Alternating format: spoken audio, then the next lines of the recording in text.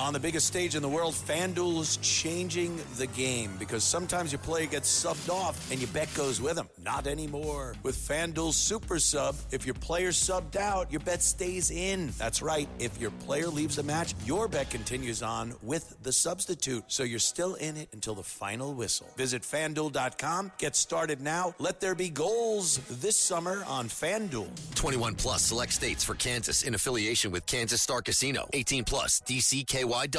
Gambling problem? Call 1-800-GAMBLER. 1-800-MY-RESET. 888-789-7777. Visit ccpg.org/chat. Connecticut. Visit mdgamblinghelp.org. Maryland. Visit gamblinghelplinema.org. Call 800-327-5050. Massachusetts. Call 877-8-HOPE-NY. Text HOPE-NY in New York. Call 877-770-7867. Louisiana. Visit FanDuel.com. Get started now. Let there be goals this summer on FanDuel. Listen, all you New Yorkers. Excuse me. Taxi. Okay, we're looking around. This is the 77 WABC minicast. Sunday morning. What is going on in our country? Well, let's go to Middle America. Let's go to Oklahoma. And what is this morning is Senator James Lankford. He was a minister. He's a politician. He cares about America. Well, Senator, I mean, I understand you work till 5 o'clock in the morning, Friday morning, just to get some bills passed.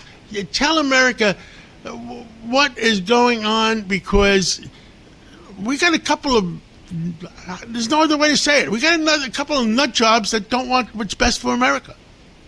Yeah, it's challenged. So good Sunday morning from the middle of America, and hope everyone gets a chance to get to church and get some downtime today to be able to rest and refresh on it. Thursday, the Senate started voting on the funding for ICE and CBP. Now, these are federal law enforcement folks that they spend literally their days protecting the United States. Democrats do not want to fund them, period. They look at every ICE agent, every CBP agent as Gestapo, as they call them. They don't want to be able to fund them. They think everything from the tragic incident that happened in Minnesota a month or two ago, they look at that and say that's just true of every agent. It's just absolutely not true. These are the folks that are literally laying their life down to protect the country. So we worked through a process to try to get funding because Democrats have blocked funding for this. Got that finally finished, what's called a reconciliation process. It's a very narrow way to do the budgeting. It's hard to do on it, and you can't have any other topic other than those specific things you're working on. So Democrats are bringing up one amendment after another. Starting on Thursday morning, we went all day and then all night, finished up at 5 a.m. on Friday morning, where we finally got that passed so we can actually get full funding for ICE and CBP, which they've not had in a year and a half because Democrats have blocked everything. So we finally got that done. I just can't figure it out, and I hope I had Tom Homan on my show, Katz and Cosby, on Thursday night, and he went to Newark Airport, where they're having all those picketing, and from all the arrests they made, only one person was from New Jersey. The rest of them are out-of-towners. And these people are paid political actors that are coming in from all over the country to create a problem. They are. This is the focus of the hardcore left right now, is that when things are running smooth, they've got to find some way to be able to create an incident to make it look like things are not running smooth. So they've literally got protesters from all over the country coming in, convening on New Jersey, trying to create something where there's not something. I mean, their whole focus was the food wasn't good enough in the facility for ICE. Well, it's ridiculous. Of course they're getting food. As Mark Wayne Mullen said, it's not five-star hotel food, but they're definitely taking care of all the people there. And it is incarceration, by the way. So it is a different level. This is not a fine dining restaurant, but they are getting enough food to be able to sustain them that's clean, that's healthy, to be able to do it. But this is just protesters trying to create a moment. As you've seen all the pictures on it. These are folks that are just screaming at law enforcement hour after hour after hour, trying to wear them down so they'll make a mistake. Then they can show a video of them on social media and say, look how terrible they are.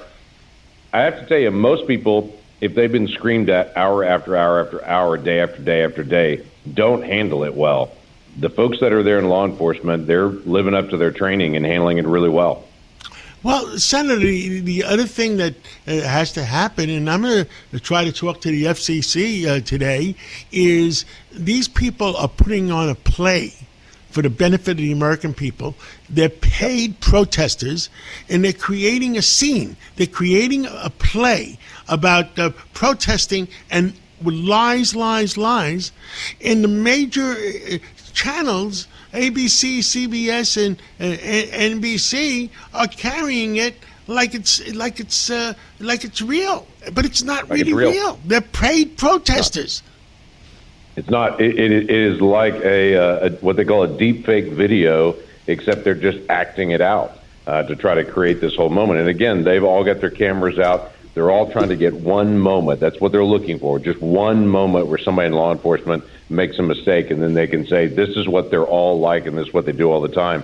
When instead the camera should be turned around on them. The story should really be on these protesters coming in from Portland, Oregon, and from all over the country that are just anarchists. These are folks that literally want to tear down our economy. They're communists.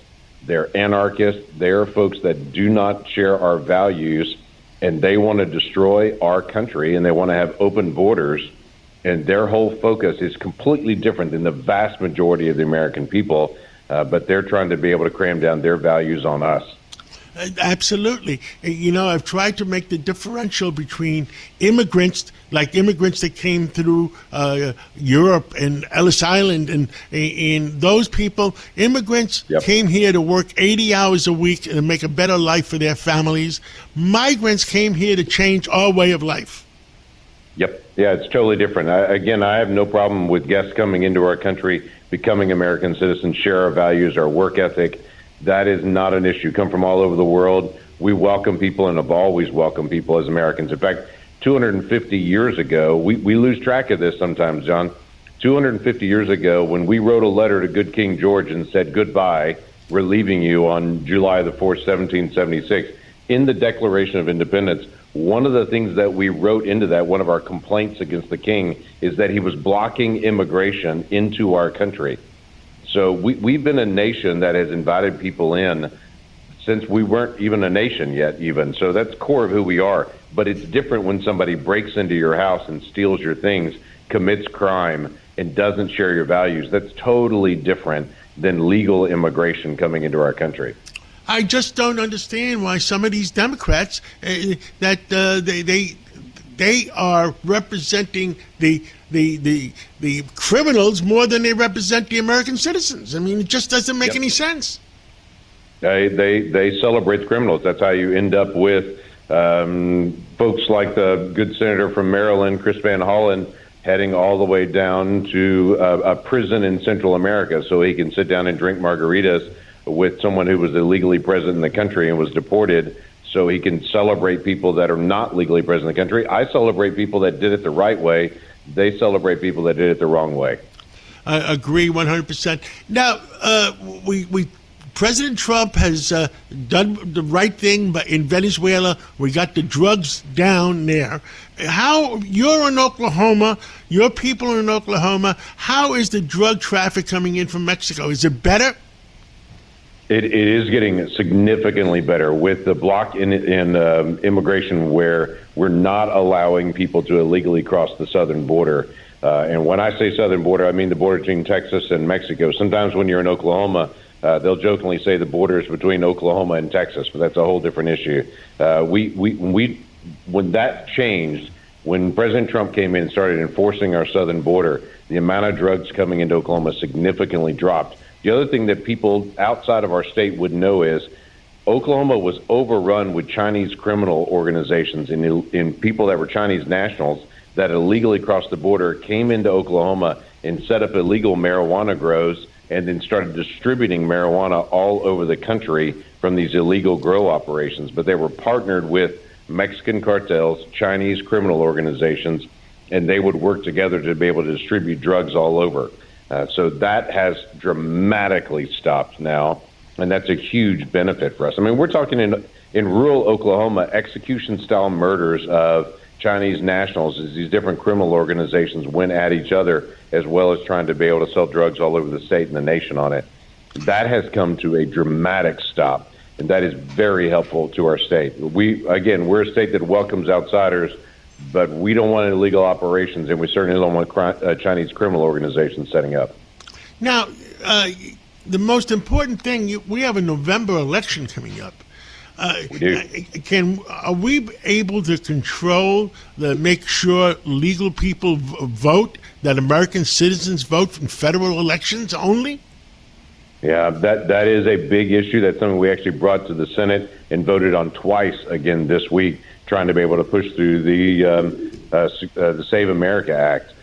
Very straightforward, just making sure that someone's an American citizen. It's already American law. You have to be an American citizen to vote in an American election. We just have all trust and no verify. We just say we trust people that they actually are, but we're not actually verifying it. We're looking for verification, not just trust on it, and to be able to make sure they actually don't vote double times, don't do a mail-in ballot, then also show up in person. I mean, this is pretty straightforward. Just no fraud in an election. Have it to be a straightforward election that everyone can trust. That's a simple thing. So we're continuing to be able to push this with the Save America Act, but also want to be able to make sure that they can do it. I mean, you got states like New Hampshire, not far from where you're sitting right now. It is already the law in New Hampshire that you have to verify your citizenship before you can vote. It's not a crazy idea. This is happening in different parts of the country already, and it's already state law. We just want to make sure that it is federal law as well, that you've got to verify your citizenship before you can vote. I agree 110%. Anything else you want to tell the American people? No, keep praying for the nation. There's a lot of tension, obviously, in the Middle East right now. The president's working his tail off to resolve the issues with Iran. Those issues aren't new with Iran. Anyone who tracks the Middle East has known these have been problems 47 years in the making, where Iran's been attacking the United States every opportunity they can.